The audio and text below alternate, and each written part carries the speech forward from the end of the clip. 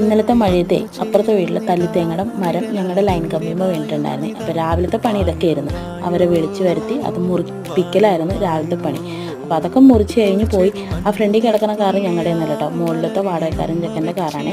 അപ്പോൾ അത് അവർ മുറിച്ച് ക്ലീനാക്കി പോയി കഴിഞ്ഞ് പിന്നെയാണ് മീനിൻ്റെ പണിയിലോട്ട് നിന്നില്ലല്ലോ എന്ന് ഓർത്തത്. അപ്പോൾ അതെ ക്യാരറ്റ് കുരുമുളക് ഇട്ട് ഉരത്തും. ഇപ്പോൾ എന്താണെന്ന് പറഞ്ഞുകൂടെ ഇവർ 2-3 പ്രാവശ്യമായിട്ട് അത് കഴിക്കുന്നുണ്ട്.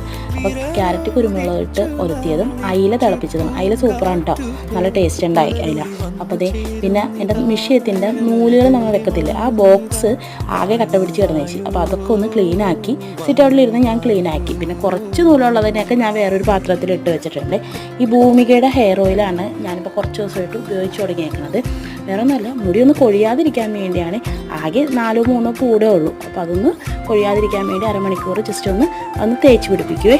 പിന്നെ വേറെ പണിയൊന്നും ഉണ്ടായില്ല, കുളിയൊക്കെ കഴിഞ്ഞു. അപ്പോൾ ഇന്ന് ഇത്ര ഉള്ളേ.